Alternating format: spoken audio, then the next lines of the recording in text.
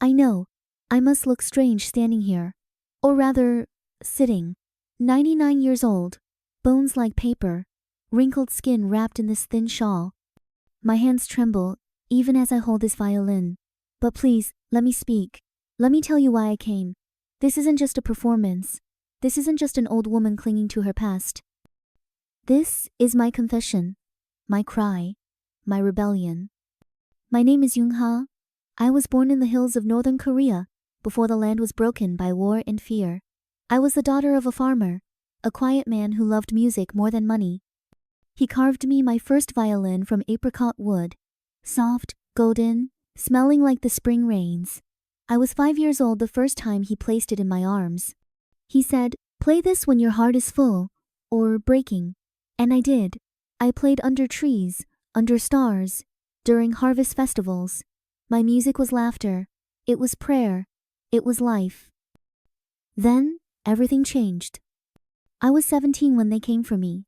Soldiers, uniforms, guns. They kicked down our door. They screamed words I didn't understand. They hit my mother across the face and tore the violin from my hands. One of them snapped it over his knee. Just like that. The sound it made. It was like something alive had died in front of me. They accused me of playing Western music. Enemy music, they called it. Rebel noise. I didn't even get to speak. They threw a sack over my head and dragged me away. That was the last time I ever saw my family, my village, my home. I don't know if my mother survived. I've prayed every night that she did. They took me to a prison camp. No name. Just barbed wire, cold air, and screams in the night. I still remember the floor. Frozen stone.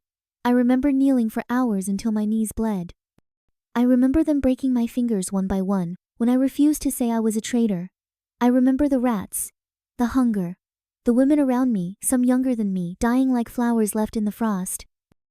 And yet, somehow, I lived.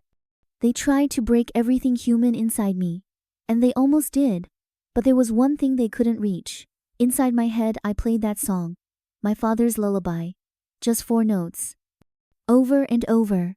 Even when I was scrubbing blood from the walls, I hummed it silently. Even when I was digging graves with my bare hands, I remembered every vibration of that bow. 12 years. I stayed in that hell for 12 years. One night, a guard came. He threw a battered violin at my feet. I stared at it like it was a ghost. He said, "Play. If you cry, we beat you. If you make us feel something, maybe you live." I picked it up with hands that could barely move, fingers crooked from cold and pain. I placed it on my shoulder and suddenly, I wasn't there anymore. I was under the apricot tree. My father's arms around me, my mother's voice humming softly in the kitchen. I played that same 4-note song. No one clapped, but no one hit me either. From then on, they made me play. Whenever they were bored, or drunk, or cruel, I was their show, their puppet. But every time I played, I wasn't doing it for them. I was doing it for me. For the girl I used to be. For the ones who never got out. When they finally let me go, I was 29, but I felt 80. My body broken. My womb scarred. I would never bear children. I would never know what love felt like again. But I walked away with one thing. Music. I crossed mountains. I hid in trucks. I starved in silence until I reached freedom. I ended up in South Korea. Then later, with help from kind strangers, I reached the United States. But even here, I didn't speak. For decades, I didn't speak. I just played.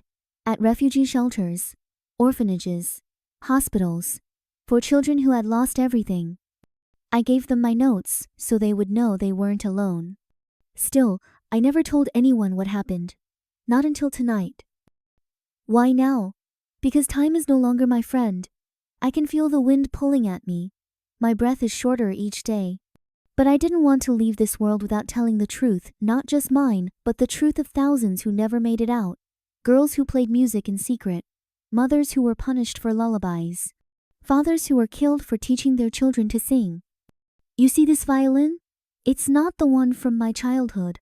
That one died in fire. And it's not the one from prison. That one was taken. But this one is the voice of all of them.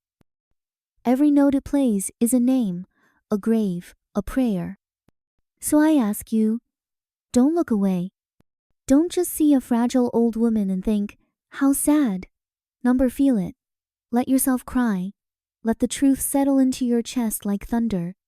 Because this is what happens when the world is too afraid to listen. When a song is seen as rebellion. When music becomes a weapon, not of war, but of memory. I survived, but I carry every ghost with me. And now, with these final breaths, I will play for them. One last time. She lifts the violin to her shoulder. A single tear rolls down her cheek. Please, listen. Not just W.